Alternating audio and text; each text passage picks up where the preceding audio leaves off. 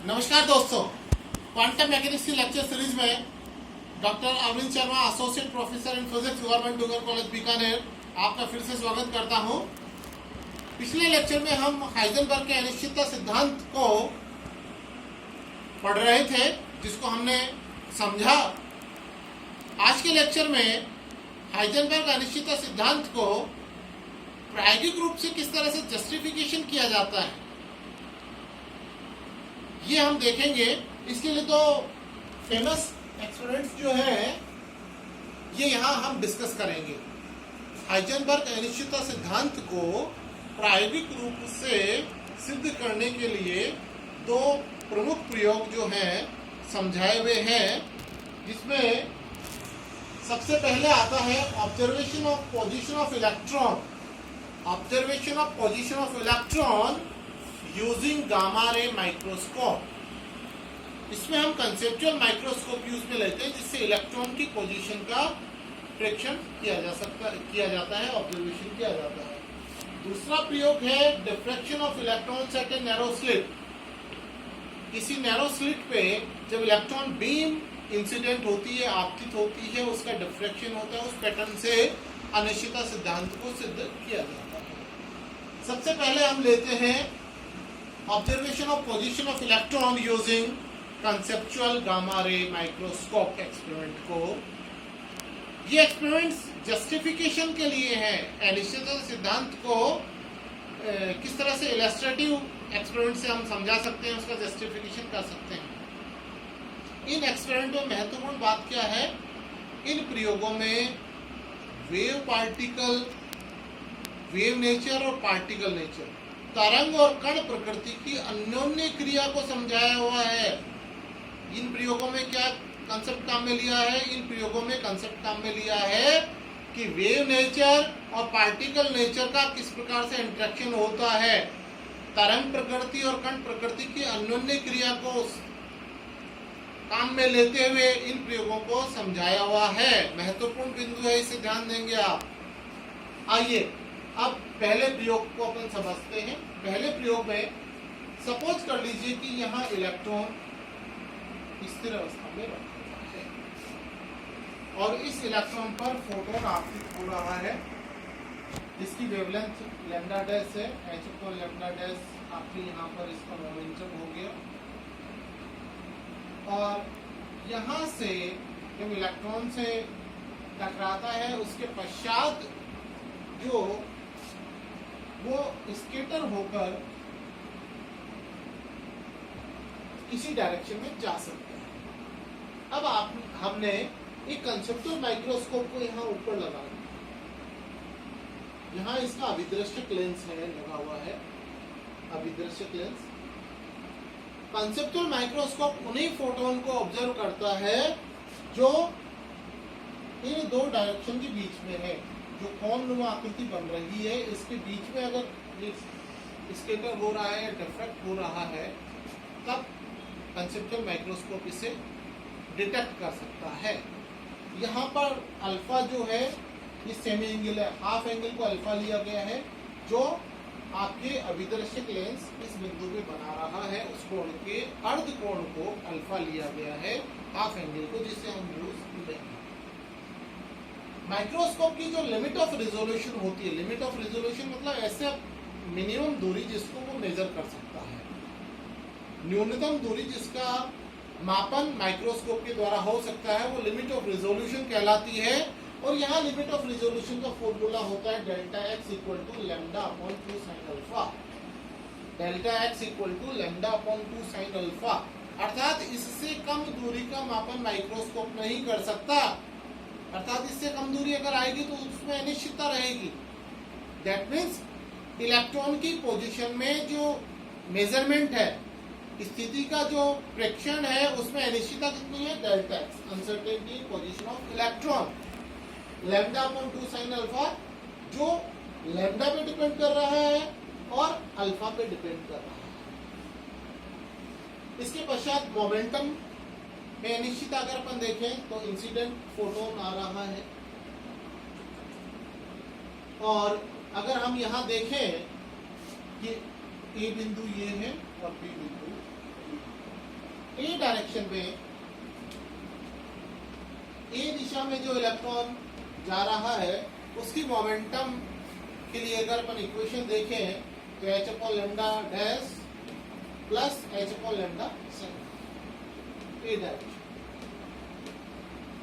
B direction के लिए यदि अपन मोमेंटम देखें h upon lambda dash minus h upon lambda sine alpha,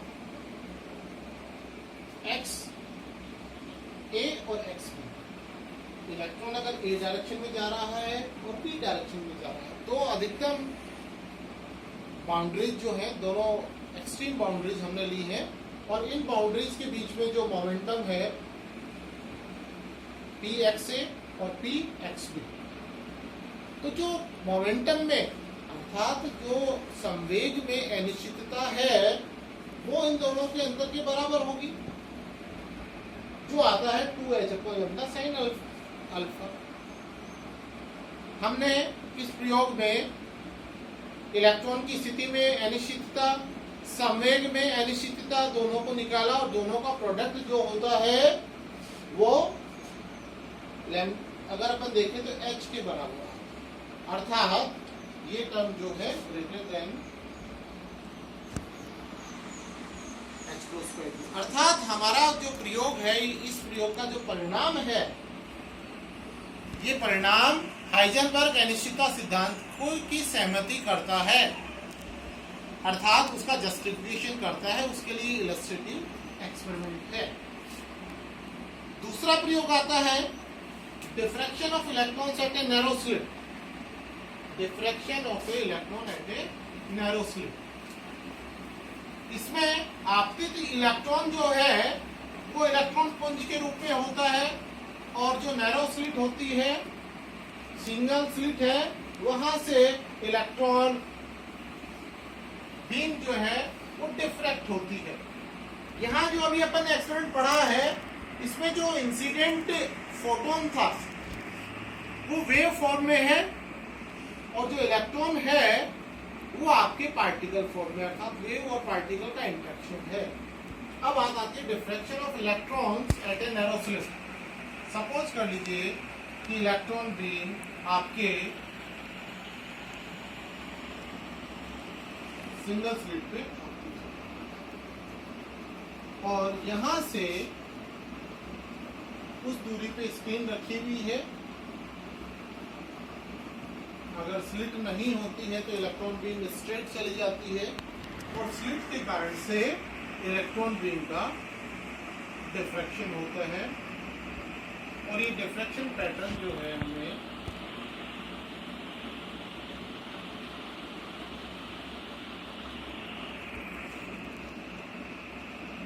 इस प्रकार से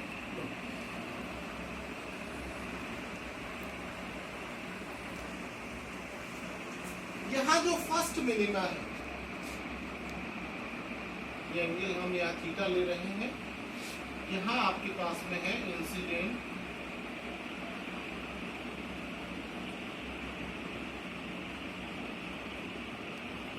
इलेक्ट्रॉन पुंज जो है वो आपतित हो रहा है। ये आपके है single slit, single narrow slit, ये नैरो होती है, नैरो स्लिट। ये आपके स्क्रीन है, स्क्रीन, और ये आपके डिफ्रैक्शन पैटर्न आपको डिफ्रैक्शन पैटर्न। और यहाँ ये आपके पॉइंट जो है first maximum, first minimum, first minimum. इस प्रकार से हम क्या देख रहे हैं कि जो आपतित इलेक्ट्रॉन बीम है उसकी पोजीशन में अनिश्चितता, यदि अपन देखें स्थिति में अनिश्चितता, ये इसे हम मान लेते हैं डेल्टा वाई, अर्थात आपतित इलेक्ट्रॉन पुंज जो है वो डेल्टा वाई में कहीं भी किसी स्थिति में आ सकता है। ये अनिश्चितता हो गई आपके स्थिति में। इसे हम निकाल सकते हैं कि जो आपके जो रिलेशन होता है फर्स्ट मिनिमा के लिए sine theta equal to n lambda, if n equal to 1 then delta y equal to lambda upon sin। जो हमारा सिंगल स्लिट का एक्सपेरिमेंट होता है वहां जो हम रिलेशन लेते हैं उस रिलेशन से हम आपतित इलेक्ट्रॉन पुंज की स्थिति में अनिश्चितता को ज्ञात कर सकते हैं delta y equal to lambda upon sign.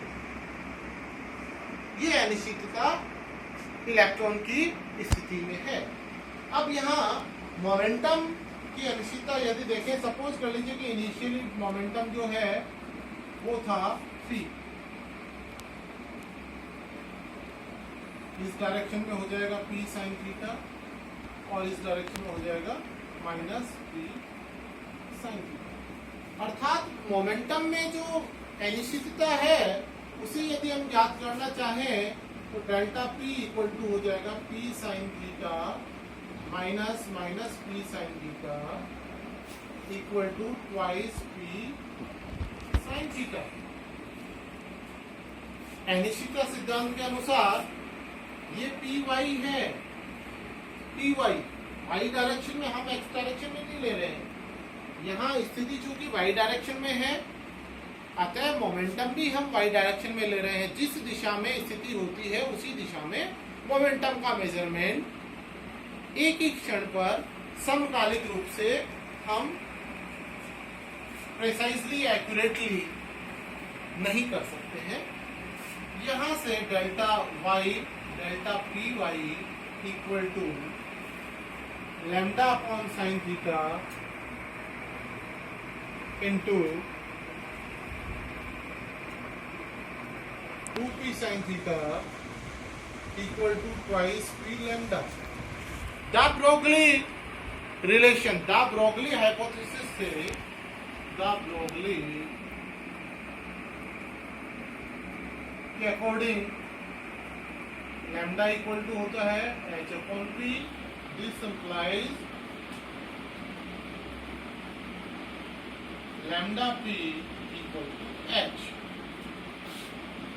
Bye using this, इसको यूज लेने से आपके प्रोडक्ट जो है जो हम ले रहे हैं वो किसके बराबर आ जाएगा, बराबर ट्वाइस h, जो कि h प्लस से अधिक होता है। अर्थात ये प्रयोग भी हाइजेनबर्ग अनिश्चितता सिद्धांत से सहमति प्रकट करता है। अर्थात हमने देखा कि दोनों प्रयोग हाइजेनबर्ग अनिश्चितता सिद्धांत को जस्टिफाई करते हैं। इनका इलस्ट्रेटिव एग्जाम्पल जो है वो है, और दोनों प्रयोगों में वेव नेचर और पार्टिकल नेचर के इंटरेक्शन के आधार पर दोनों प्रयोगों को समझाया गया है। कण प्रकृति और तरंग प्रकृति के बीच में जो अन्योन्य क्रिया है उसके आधार पर इसे समझाया गया है। डिफ्रैक्शन पैटर्न वेव नेचर का होता है, इलेक्ट्रॉन बीम जो है वो पार्टिकल नेचर की है।